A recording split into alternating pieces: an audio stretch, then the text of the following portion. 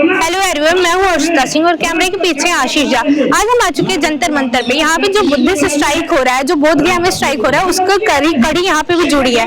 यहाँ पे भी जो बुद्धिस्ट मॉन्क्स है वो स्ट्राइक कर रहे हैं। तो हम इन लोगों से बात करेंगे और जानेंगे कि जो बीटी एक्ट लाया गया था 1949 में, उसके ऊपर इनकी क्या राय है और क्या इस बार ये एक्ट हटेगा या फिर ये जैसा चलते है वैसे ही चलता रहेगा। चलिए बात करते हैं कुछ बनते जी लोगों से। मेरा नाम बंदी प्रियदर्शी है और मैं वर्तमान में गौतम बुद्ध यूनिवर्सिटी से पीएचडी डिग्री में एनरोल्ड हूँ। और आज जो हम लोग यहाँ पर जंतर मंतर पर धरना प्रदर्शन के लिए आए हुए हैं, इसका कारण है जो बीटी एक्ट 1949 का है, जो कि संविधान को लागू होने से पहले 1950 से पहले 1949 में लाया गया। जी संविधान लागू होने से पहले। और उस समय की जो भी स्थिति रही, चाहे वो 4 बौद्धों को बनाया गया, चाहे हिंदुओं को एक डिस्ट्रिक्ट मजिस्ट्रेट को उसमें रखा गया, वो एक उस समय की जो भी स्थिति रही, हम उसके खिलाफ कोई भी बात नहीं कहते।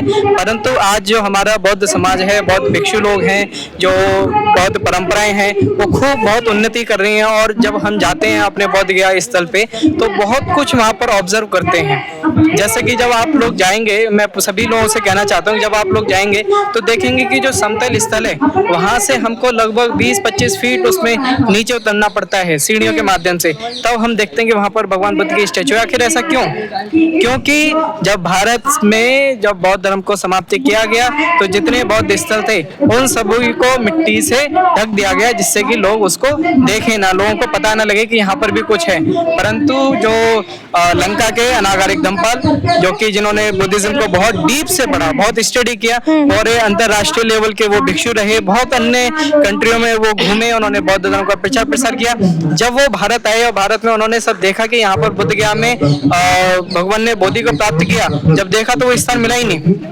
तब एस कनिंगम के साथ में उन्होंने मिलकर के उसकी खुदाई कराई। उन्हें भी दिखा कि बुद्ध जो इंडिया के जी वहाँ पर उनको लगा कि ये टीला है क्या, जो उन्होंने लगा कि ये सारे जितने स्थल हैं वो सब इनको मिट्टी से ढक दिया गया है। तब उसको हटवाया गया, तब देखा कि इतना विशाल, इतना मंदिर, और वो सब उसको ढक दिया गया। तो ये भारत में बौद्धों के साथ बहुत लंबे समय से इतिहास है कि उनके साथ अन्याय होता रहा और आज भी हो रहा है।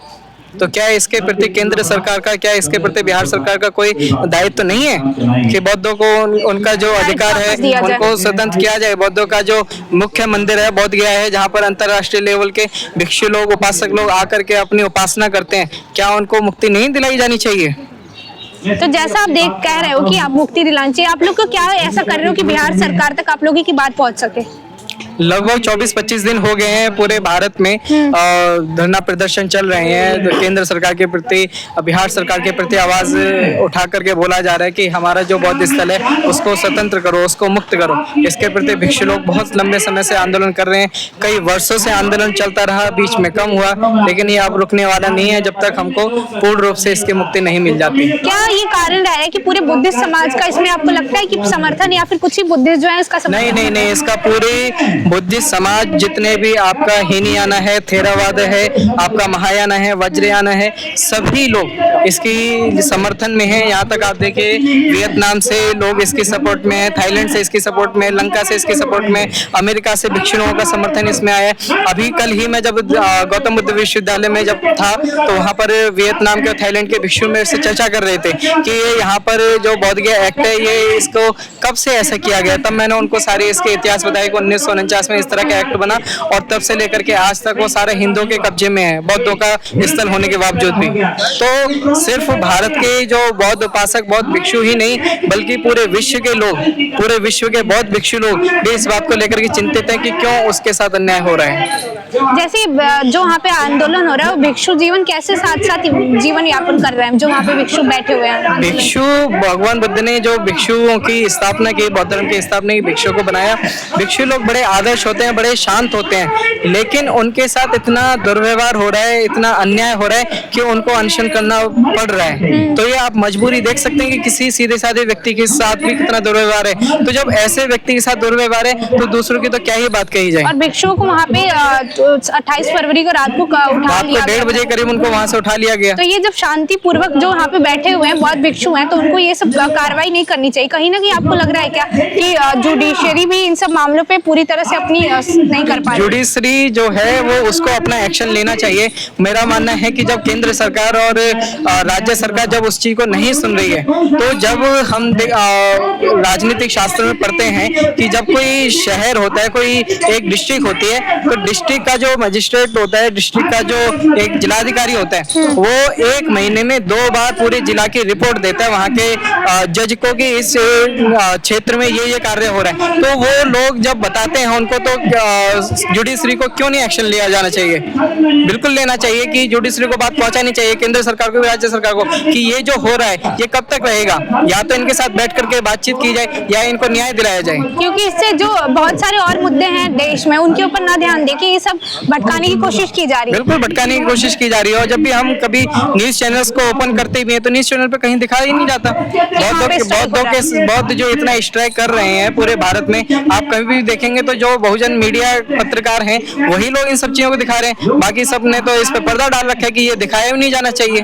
तो बौद्धों के साथ जो अन्याय हो रहा है ये नहीं मालूम कि कब तक किया जाएगा, परंतु जो बीटी एक्ट है 1949 उसकी हमारी मांग है कि उसको रद्द किया जाए और उसको पूर्ण अधिकार, बौद्धों को पूर्ण अधिकार उसका दिलाया जाना चाहिए। क्या देख सकते हैं दिल्ली में और जो होने वाला है ऐसा स्ट्राइक, या फिर कोई आप लोग मुख्य कदम उठाने वाले इस मामले में? नहीं, इसका जो मुख्य स्ट्राइक है वो विशेष तौर पे बोधगया में चल रहा है, दिल्ली में चल रहा है और लगभग सभी भारत के जितने भी राज्य हैं सभी जगहों पर चल रहा है। दिल्ली से अभी प्लानिंग की जा रही है कि दिल्ली से लेकर के बोधगया तक पद यात्रा की जाएगी, जिसमें सभी लोगों को जोड़ा जाएगा। और ये हमारी बहुत सारे तरीके हो सकते हैं। मेरा कहने का तात्पर्य ये है कि बहुत सारे तरीके हो सकते हैं, बहुत सारे हम मार्ग अपना सकते हैं, लेकिन हमारा जो मुख्य केंद्र है, मुख्य जो बात है वो ये है कि बीटी एक्ट 1949 को खत्म किया जाए और उसका पूर्ण अधिकार बौद्धों को समर्पित किया जाना चाहिए। जब बौद्धों को समर्पित किया जाएगा तो ये जो भ्रम फैलाया जाता है कि क्या बौद्ध भिक्षु एक हैं, क्या बौद्ध उपासक एक हैं, इतने सारे मत हैं, बिल्कुल नहीं है।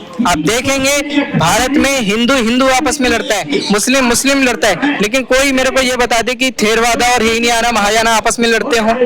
कोई बता दे कि अम्बेडकरवादी और महायानियों में झगड़ा हुआ हो। पूरा इतिहास है, एक घटना आपको नहीं मिल सकती। बुद्धिज्म जो है वो एक दूसरे के प्रति सम्मान की भावना दर्शाता है, न्याय की भावना दर्शाता है, समता की भावना दर्शाता है। तो बौद्ध भिक्षु लोग, चाहे वो थेरवादा के हों, चाहे वो महायाना के हों, चाहे वो अम्बेडकर को मानने वाले हों, सभी लोग एक दूसरे के प्रति सम्मान करते हैं और न्याय की भावना अपने मन के अंदर रखते हैं। क्यों? क्योंकि ये लोग बुद्ध के वंशज हैं, बुद्ध के विचारों को अपनाने वाले हैं। बहुत लोग ये भी कहते हैं कि कमेटी जो वहाँ पे बीटीआई एक्ट के दौरान कमेटी लाई गई थी, जो अभी भी कमेटी चल रही है, उसका समर्थन नहीं है इस स्ट्राइक को। अगर उसका समर्थन होता है तो फिर इतनी मुसीबतें क्यों आती? तो क्या कारण है कि वो समर्थन नहीं दे पा रहे हैं अपना उस स्ट्राइक? उसका कारण है क्योंकि उनको जो सत्य है वो स्वीकार नहीं कर रहे। बुद्ध को जो श्रेष्ठ माना जाता है विश्व में, किस वजह से माना जाता है? क्योंकि बुद्ध ने सत्य की खोज की, सत्य के मार्ग पर चले, सत्य को लोगों को सिखाया, सत्य ही लोगों को समझाया।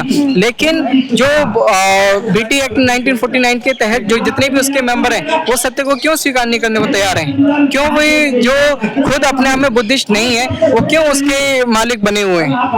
ये तो उनको खुद सोचना चाहिए और उनको सत्य को स्वीकार करना चाहिए कि ये हमारा अधिकार नहीं है, हमको ये बौद्धों को समर्पित करना चाहिए। अब देखना ये रह गया इस मामले में, क्या इस बार इन लोगों का इनको हक मिलेगा या फिर ये मामला ऐसे ही रहेगा और बीटी एक्ट चलता रहेगा? क्योंकि इसमें अभी कोई कार्रवाई नजर होते हुए हमें नजर नहीं आ रही है। इसी और जानकारियों के लिए हमारे YouTube चैनल के जुड़े रहिए।